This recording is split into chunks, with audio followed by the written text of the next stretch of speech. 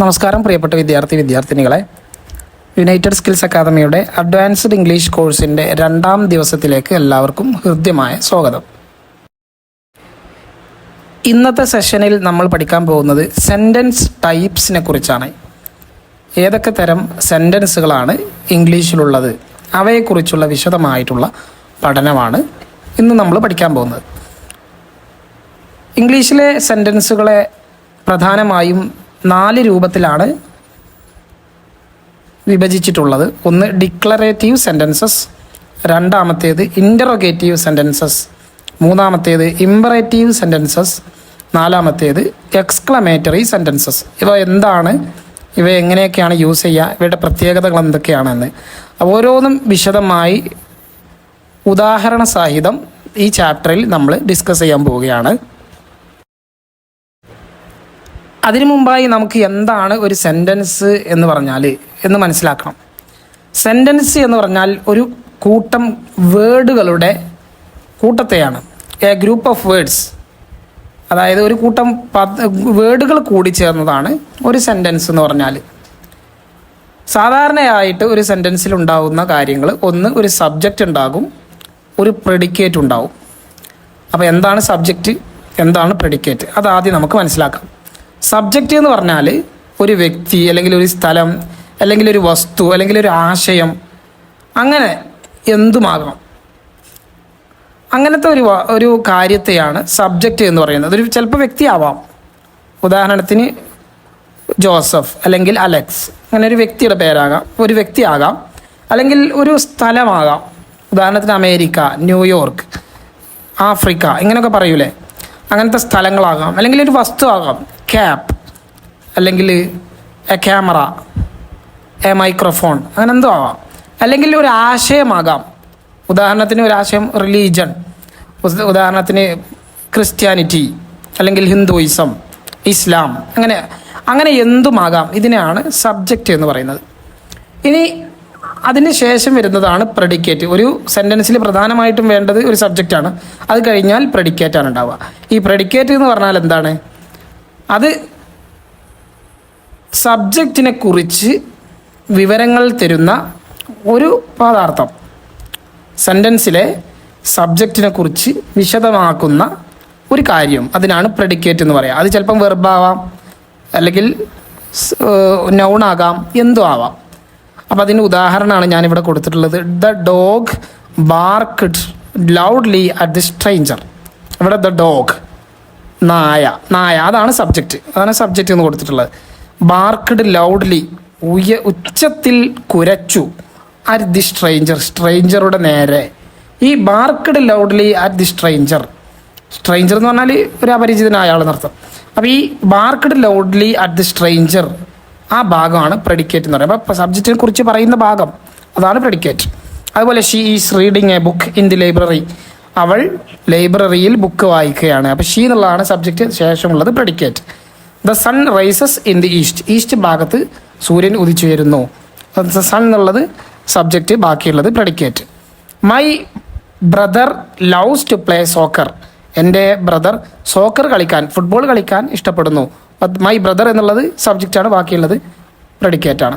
The teacher gave us homework yesterday, teacher ഞങ്ങൾക്ക് ഇന്നലെ homework തന്നു. ദ ടീച്ചർ എന്നുള്ളതാണ് സബ്ജക്റ്റ്, ശേഷമുള്ളതാണ് പ്രെഡിക്കേറ്റ്. അപ്പോൾ ഇതാണ് ഒരു കീ കോമ്പണൻറ്റ്. ഒരു സെൻറ്റൻസിലെ പ്രധാനമായിട്ടുള്ള ഘടകം എന്ന് പറയുന്നത് ഇതാണ്, സബ്ജക്റ്റ്, പ്രെഡിക്കേറ്റ്. അപ്പോൾ സെൻറ്റൻസ് എന്താണെന്ന് ചുരുക്കി വിശദമായിട്ട് നമ്മൾ പഠിച്ചു. ഇനി ഈ സെൻറ്റൻസുകളാണ്, ഇവയെക്കുറിച്ചാണ് ഇനി നമ്മൾ പറയാൻ പോകുന്നത്. ഈ സെൻറ്റൻസുകളൊക്കെ ഇംഗ്ലീഷിലുള്ള ഏത് സെൻറ്റൻസ് എടുത്താലും അത് 4 ഒരു രൂപത്തിലാണ് ഉണ്ടാവുക. അതിൽ ഒന്നാമത്തേതാണ് നേരത്തെ നമ്മൾ പറഞ്ഞ ഡിക്ലറേറ്റീവ് സെൻറ്റൻസസ്. എന്താണ് ഡിക്ലറേറ്റീവ് സെൻറ്റൻസസ്, എന്താണ് അതിൻ്റെ പ്രത്യേകത, എന്തൊക്കെയാണ് അതിൻ്റെ ഉദാഹരണങ്ങൾ എന്നൊക്കെ നമുക്ക് നോക്കാം. ഡിക്ലറേറ്റീവ് സെൻറ്റൻസ് എന്ന് പറഞ്ഞാൽ ഒരു സ്റ്റേറ്റ്മെൻറ്റ്, ഒരു കാര്യം പറയുക, ഒരു പ്രസ്താവന പറയുക. അതിന് ചിലപ്പം ഒരു യാഥാർത്ഥ്യം ഉണ്ടാകും, അല്ലെങ്കിൽ ഒരു ആശയം പങ്കുവെക്കുക, അങ്ങനെ എന്തെങ്കിലുമൊക്കെ ആയിരിക്കും. ഒരു കാര്യം പറയുക എന്നർത്ഥം. ചുരുക്കി പറഞ്ഞാൽ ഒരു കാര്യം പറയാം. ഇതാണ് ഏറ്റവും പൊതുവായിട്ടുള്ള, ഏറ്റവും കോമൺ ആയിട്ടുള്ള ടൈപ്പ് സെൻറ്റൻസിൽ. ഇംഗ്ലീഷിലുള്ള സെൻറ്റൻസുകളുടെ കോമൺ ടൈപ്പിൽ ഏറ്റവും പ്രധാനപ്പെട്ട കോമൺ ടൈപ്പാണ് ഡിക്ലറേറ്റീവ് സെൻറ്റൻസ് എന്നുള്ളത്. ഇത് പോസിറ്റീവ് ആകാം, നെഗറ്റീവ് ആവാം. പോസിറ്റീവ് ആകുമ്പോൾ ചെയ്യുന്നു എന്നായിരിക്കും, നെഗറ്റീവ് ആകുമ്പോൾ ചെയ്യുന്നില്ല എന്നായിരിക്കും. അതാണ് വ്യത്യാസം. പോസിറ്റീവ് നെഗറ്റീവ് എല്ലാവർക്കും അറിയുന്നതാണല്ലോ. അപ്പോൾ അതിൻ്റെ ഉദാഹരണം നോക്കാം നമുക്ക്. The sun rises in the east. ഈസ്റ്റിൽ സൺ ഉയരുന്നു. ഒരു സ്റ്റേറ്റ്മെൻ്റ് ആണ്, ഒരാളൊരു കാര്യം പറയാണ്. She loves to read novels. She loves, അവൾ ഇഷ്ടപ്പെടുന്നു, ടു റീഡ് നോവൽസ്, നോവലുകൾ വായിക്കാൻ. The cat is sleeping on the couch. പൂച്ച കിടക്കയിൽ ഉറങ്ങുകയാണ്, കിടക്കമേൽ ഉറങ്ങുകയാണെന്നർത്ഥം. The Paris is the capital of France. Paris എന്നുള്ളത് ഫ്രാൻസിൻ്റെ ക്യാപിറ്റലാണ്, തലസ്ഥാനമാണ്. My favourite colour is blue. എൻ്റെ ഫേവറേറ്റ് കളർ ബ്ലൂ ആണ്. The movie was very entertaining. ആ മൂവി വളരെ എൻ്റർടൈനിങ് ആയിരുന്നു. ദ മൂവി എന്ന് പറയുമ്പോൾ ഒരു ഏതെങ്കിലും നേരത്തെ കണ്ട മൂവി ആയിരിക്കും എടുത്ത് പറയുന്നതാണ്. അതുപോലെ he works at a software company. അവനൊരു സോഫ്റ്റ്വെയർ കമ്പനിയിൽ വർക്ക് ചെയ്യുന്നു. The flower in the garden are blooming. ഗാർഡനിലെ പുഷ്പങ്ങൾ വിടരുകയാണ്. ഇനി I enjoy walking in the park. ഞാൻ പാർക്കിൽ നടക്കുന്നത് എൻജോയ് ചെയ്യുന്നു, അല്ലെങ്കിൽ എൻജോയ് ചെയ്യാറുണ്ട് എന്നും പറയാം. The earth revolves around the sun. ഭൂമി സൂര്യന് ചുറ്റും കറങ്ങുന്നു. റിവോൾവ് എന്ന് പറഞ്ഞാൽ കറങ്ങാർത്ഥം. She baked a delicious cake yesterday. അവൾ ഇന്നലെ ഒരു വളരെ സ്വാദിഷ്ടമായിട്ടുള്ള ഒരു കേക്ക് നിർമ്മിച്ചു. കേക്ക് ഉണ്ടാക്കുന്നതിനാണ് ബേക്ക് എന്ന് പറയാം. കേക്ക് ഉണ്ടാക്കുന്നതിന്, അങ്ങനത്തെ ഭക്ഷണ സാധനങ്ങളൊക്കെ ഉണ്ടാക്കുന്നതിന് ബേക്ക്, കുക്ക് എന്നൊക്കെ പറയും. The library opens. Library open ചെയ്യാറുണ്ട് അറ്റ് 9 AM, 9 മണിക്ക്. അത് കണ്ടില്ലേ, ഒരു കാര്യം, ഒരു പ്രസ്താവന, അത് ഒരു യാഥാർത്ഥ്യം പറയാണ്. അതിനാണ് ഡിക്ലറേറ്റീവ് സെൻറ്റൻസസ് എന്ന് പറയുന്നത്. അതിൻ്റെ കുറച്ചും കൂടെ ഉദാഹരണങ്ങൾ നമുക്ക് നോക്കാം. Dogs are loyal animals. നായകൾ കൂറുള്ള മൃഗങ്ങളാണ്. The teacher explain the lesson clearly. ടീച്ചർ പാഠം ക്ലിയറായി വിശദീകരിച്ചു. The book on the table belongs to me. ടേബിളിന്മേലുള്ള പുസ്തകം എൻ്റെ ഉടമസ്ഥതയിലുള്ളതാണ്. ബിലോങ് എന്ന് പറഞ്ഞാൽ ഉടമസ്ഥതയിലുള്ളത് എന്നർത്ഥം. ബിലോങ്സ് ടു മീ, എൻ്റേതാണ് എന്നർത്ഥം. He doesn't like spicy food. അവൻ സ്പൈസി ആയിട്ടുള്ള ഭക്ഷണം ഇഷ്ടപ്പെടുന്നില്ല. The train arrived late today. Train ഇന്ന് ലേറ്റായിട്ട് എത്തിച്ചേർന്നു. അറൈവ് എന്ന് പറഞ്ഞാൽ എത്തിച്ചേരാം. My brother is an engineer. എൻ്റെ ബ്രദർ ഒരു എൻജിനീയറാണ്. The sky looks cloudy today. The sky ആകാശം ലുക്സ് ക്ലൗഡി ആയിട്ട് കാണപ്പെടുന്നു. ടുഡേ ഇന്ന് മേഘാവൃതമായി കാണപ്പെടുന്നു എന്നർത്ഥം. She has completed her homework. അവൾ അവളുടെ ഹോംവർക്ക് കംപ്ലീറ്റ് ആക്കിയിട്ടുണ്ട്. The restaurant serves Italian cuisine. Restaurant serve ചെയ്യുന്നു ഇറ്റാലിയൻ ക്യുസീൻ. ഇറ്റാലിയൻ രൂപത്തിലുള്ള പാചക രീതി എന്നൊക്കെ അർത്ഥം. I bought a new phone last week. കഴിഞ്ഞ ആഴ്ച ഞാനൊരു പുതിയ ഫോൺ വാങ്ങി. Bought. The baby is crying loudly. കുട്ടി ഉച്ചത്തിൽ കരയുകയാണ്. രണ്ടാമത്തെ സെൻറ്റൻസിൻ്റെ രൂപമാണ് ഇൻ്ററഗേറ്റീവ് സെൻറ്റൻസസ്. ഇൻ്ററഗേറ്റീവ് അതായത് ചോദ്യം ചെയ്യുക, ചോദ്യ രൂപത്തിലുള്ള ക്വസ്റ്റ്യൻസ്. ഇൻ്ററഗേഷൻ എന്ന് പറഞ്ഞാൽ പോലീസ് ചോദ്യം ചെയ്യുന്നതിനൊക്കെ പറയും. അപ്പോൾ ഈ ചോദ്യം ചോദിക്കുന്ന സെൻറ്റൻസുകൾക്കാണ് ഇൻ്ററഗേറ്റീവ് സെൻറ്റൻസസ് എന്ന് പറയാം. ഇത് സാധാരണ നിലയിൽ who, what, where, when, why, how ഇങ്ങനെ വെച്ച് ടൈപ്പുള്ള ക്വസ്റ്റ്യൻസ് ഉണ്ടായിരിക്കും. അതുപോലെ ഓക്സിലറി വെർബ് കൊണ്ടുള്ള questions is, are, do, does, can, will ഇതൊക്കെ ഉപയോഗിച്ച് കൊണ്ടുള്ള ക്വസ്റ്റ്യൻസ് ഉണ്ടാകും. ഇങ്ങനെയൊക്കെ ഉണ്ടാവും. ഉദാഹരണത്തിന് ഇപ്പോൾ യെസ് ഓർ നോ ക്വസ്റ്റ്യൻസ് ഉണ്ടാവും. Are you coming to the party? നീ പാർട്ടിയിലേക്ക് വരുന്നുണ്ടോ? അപ്പോൾ ഉണ്ട് അല്ലെങ്കിൽ ഇല്ല എന്ന് ഉത്തരം പറയുന്ന രൂപത്തിലുള്ള ക്വസ്റ്റ്യൻസ്. അതുപോലെ WH questions. Were is the nearest gas station? എവിടെയാണ് ഏറ്റവും അടുത്തുള്ള ഗ്യാസ് സ്റ്റേഷൻ. ഇങ്ങനത്തെ WH ക്വസ്റ്റ്യൻസ് ഉണ്ടാവും. അതുപോലെ ക്വസ്റ്റ്യൻ ടാഗ് കൊണ്ടുള്ള ക്വസ്റ്റ്യൻസ് ഒക്കെ ഉണ്ടാവും. അതൊക്കെ നമുക്ക് ഉദാഹരണത്തിൽ പറയാം. ഇനി ഇതിൻ്റെ കുറച്ച് ഉദാഹരണങ്ങളാണ് നമ്മൾ നോക്കുന്നത്. സെൻറ്റൻസുകൾ ഏതൊക്കെയാണെന്ന് കൃത്യമായിട്ട് ഒരു ഇംഗ്ലീഷ് പഠിതാവ് നിർബന്ധമായി അറിഞ്ഞിരിക്കണം. അല്ലെങ്കിൽ അതിൻ്റെ പല രൂപത്തിലുള്ള ക്വസ്റ്റ്യൻസും അതുപോലെ അതിൻ്റെ മറ്റു ചില അവസ്ഥാന്തരങ്ങളൊക്കെ ക്രിയേറ്റ് ചെയ്യാനും അത് മനസ്സിലാക്കാനൊക്കെ പ്രയാസപ്പെടും. അതുകൊണ്ടാണ് അഡ്വാൻസ്ഡ് ഇംഗ്ലീഷിൽ ആദ്യം തന്നെ സെൻറ്റൻസ് സ്ട്രക്ചർ പഠിക്കുന്നത്. ഉദാഹരണങ്ങൾ നോക്കാം. നമുക്ക് ആദ്യം യെസ് ഓർ നോ ക്വസ്റ്റ്യൻസിൻ്റെ ഉദാഹരണങ്ങൾ നോക്കാം. Is it raining outside?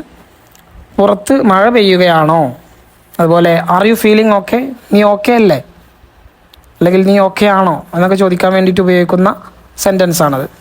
Do you like pizza? നിനക്ക് പിസ്സ ഇഷ്ടമാണോ? Can you help me with this? ഇതുകൊണ്ട് എന്നെ ഒന്ന് സഹായിക്കുമോ? അതായത് ഈ വിഷയത്തിൽ എന്നെ ഒന്ന് സഹായിക്കുമോ എന്ന് ചോദിക്കുകയാണ്. സഹായിക്കാം അല്ലെങ്കിൽ സഹായിക്കില്ല, ഇതാണ് അതിനുള്ള ഉത്തരം. Will they arrive on time? അവർ സമയത്തിനെത്തുമോ? ഓൺ ടൈം, സമയത്തിന്, കൃത്യസമയത്ത് എന്നൊക്കെ അർത്ഥം. അതുപോലെ did you finish your homework? നീ നിൻ്റെ ഹോംവർക്ക് ഫിനിഷ് ചെയ്തോ? അതുപോലെ has she called you yet? അവൾ ഇതുവരെ വിളിച്ചോ? യെറ്റ് എന്ന് പറഞ്ഞാൽ ഇതുവരെ എന്നുള്ള അർത്ഥമാണ്. Were you at meeting yesterday? ഇന്നലെ നീ മീറ്റിങ്ങിലായിരുന്നോ? Should we leave now? നമ്മളിപ്പോൾ സ്ഥലം വിടണോ? അതായത് നമ്മളിപ്പോൾ പോകണോ എന്നർത്ഥം. Would you like some coffee? നിനക്ക് കുറച്ച് കോഫി വേണോ? ഇനി WH ക്വസ്റ്റ്യൻസ് ആണ്.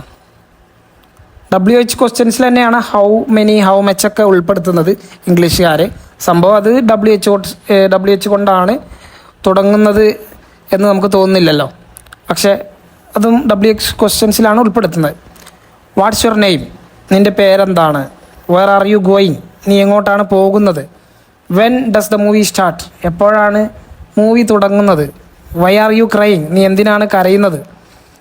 How did you solve the problem? നീ എങ്ങനെയാണ് പ്രശ്നം പരിഹരിച്ചത്? Who is your favourite author? ആരാണ് നിൻ്റെ ഇഷ്ടപ്പെട്ട എഴുത്തുകാരൻ? Whose book is this? ആരുടെ പുസ്തകമാണിത്? Which colour do you prefer? ഏത് കളറാണ് നീ ഇഷ്ടപ്പെടുന്നത്? How many siblings do you have? നിനക്ക് എത്ര കൂടപ്പിറപ്പുകളുണ്ട്? How much does this cost?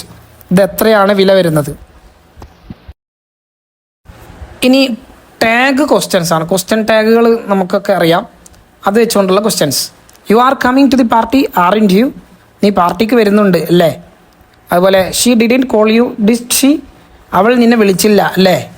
ലേ എന്നുള്ള ഒരു രൂപത്തിലുള്ള ക്വസ്റ്റ്യൻസിനാണ് ക്വസ്റ്റ്യൻ ടാഗ്സ് എന്ന് പറയാം. It's a beautiful day isn't it?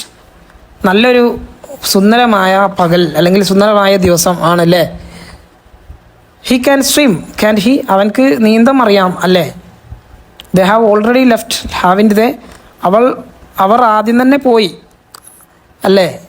ഇതാണ് ക്വസ്റ്റ്യൻസ് ടാഗ്സ് എന്ന് പറയുന്നത്. ഇനിയൊരു മറ്റൊരു ടൈപ്പ് ക്വസ്റ്റ്യനും കൂടെ ഉണ്ട്, അതാണ് ചോയ്സ് ക്വസ്റ്റ്യൻ എന്ന് പറയുന്നത്. ചോയ്സ്, ഒരാളുടെ 2 ചോയ്സ് കൊടുക്കുകയാണ്, അങ്ങനത്തെ രൂപത്തിലുള്ള question. Would you like tea or coffee? നിനക്ക് ടീ ആണോ കോഫിയാണോ ഇഷ്ടം? Should we go by bus or by train? നമ്മൾ ബസ്സിലാണോ ട്രെയിനിലാണോ പോണത്? അല്ലെങ്കിൽ അതുപോലെ is your favourite colour blue or green?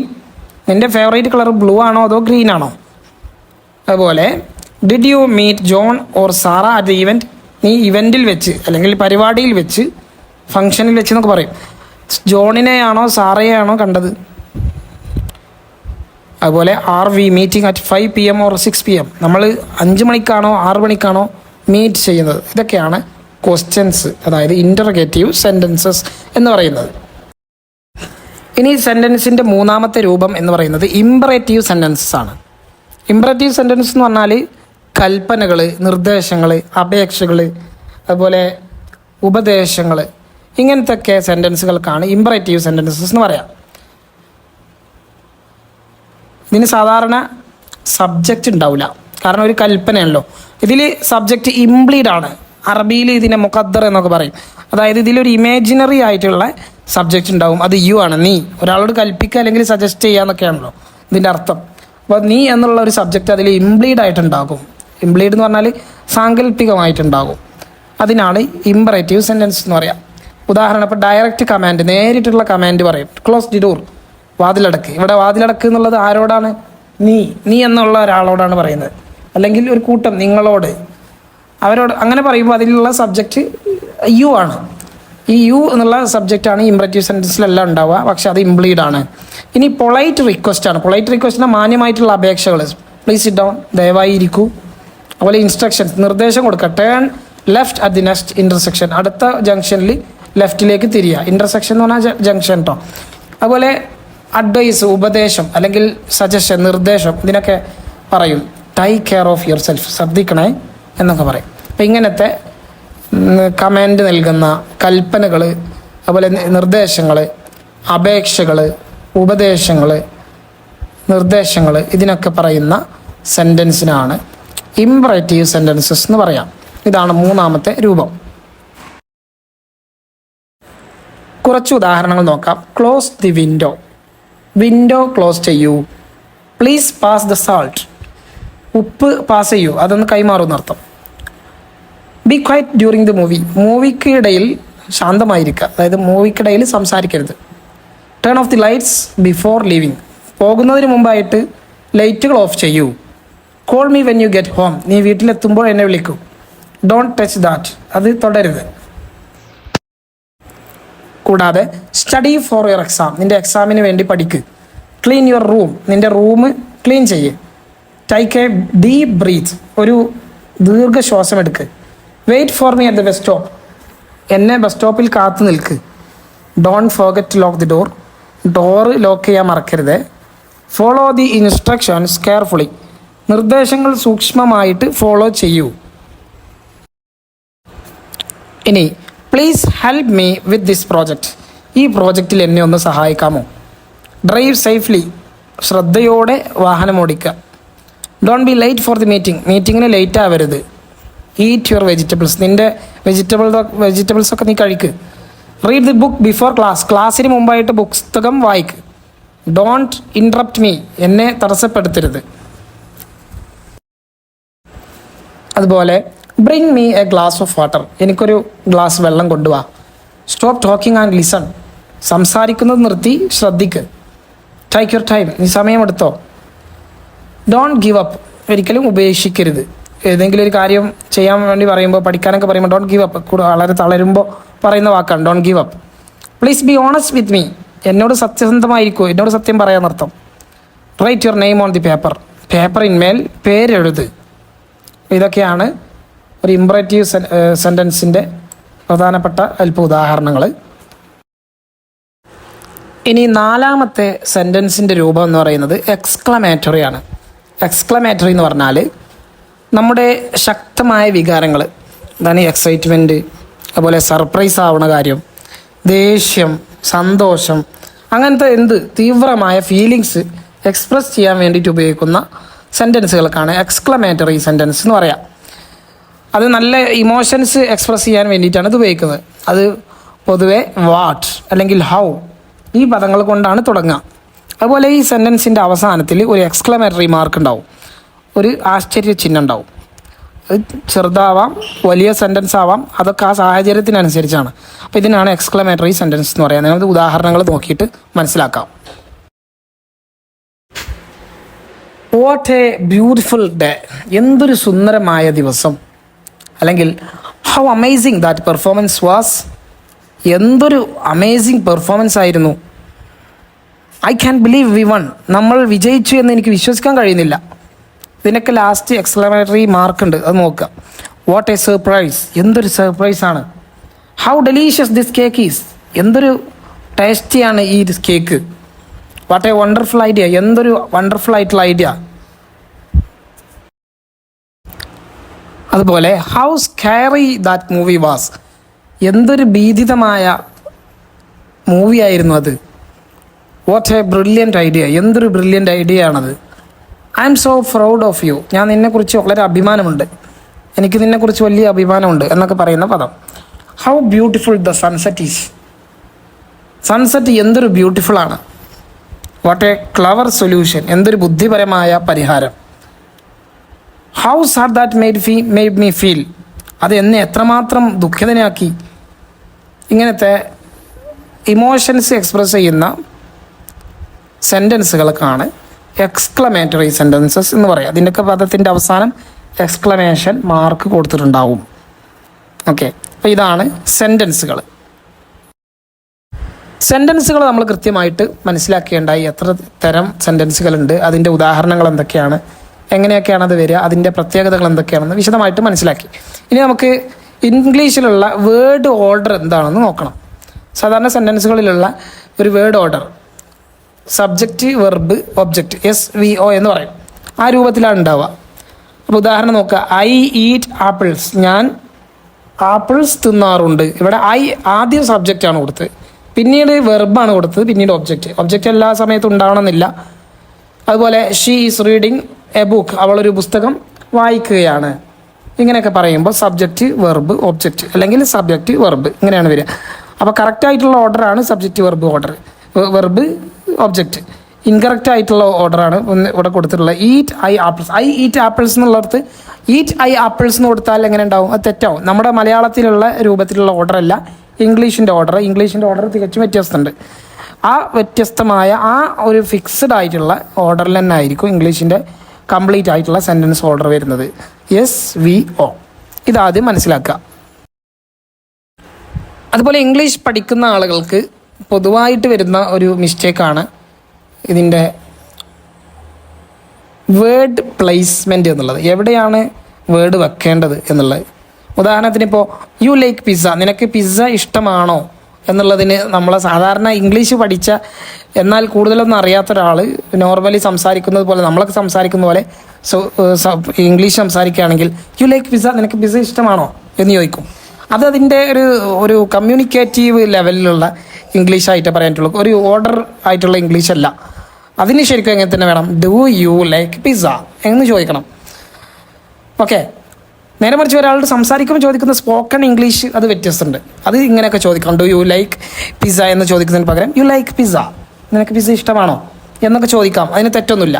പക്ഷേ സെൻറ്റൻസ് ഓർഡറിൽ നമ്മളത് എഴുത്തിലൊക്കെ പറയുന്ന സമയത്ത് ഇതേമാതിരി തന്നെ ആവണം, ഡു യു ലൈക്ക് പിസ്സ.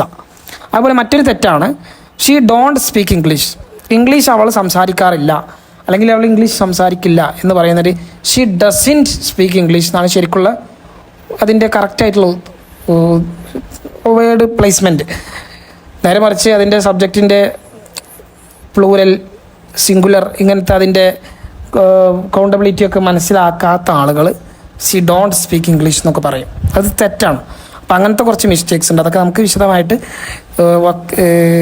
ടെൻസുകൾ പഠിക്കുന്ന സമയത്ത് വ്യക്തമായിട്ട് പഠിക്കാം. അപ്പോൾ ഇന്നത്തെ ഡേ 2-ൽ നമുക്ക് പഠിക്കാനുള്ളത് സെൻറ്റൻസിൻ്റെ ടൈപ്സ് ആണ്. അത് കൃത്യമായിട്ട് നിങ്ങളൊന്ന് പഠിക്കുക. ഇനി നിങ്ങൾക്ക് ഇന്നത്തെ ഒരു ചാലഞ്ച് ഉണ്ട്, സ്പീക്കിംഗ് ചാലഞ്ച് ഫോർ ഡേ 2. ഒരു 5 സെൻറ്റൻസുകൾ, ഓരോന്നിനും ഓരോ ടൈപ്പിനും ഓരോ ഉദാഹരണങ്ങൾ സഹിതം അങ്ങനെ 5 ടൈപ്പ് ഉദാഹരണങ്ങൾ ഉണ്ടാക്കുക.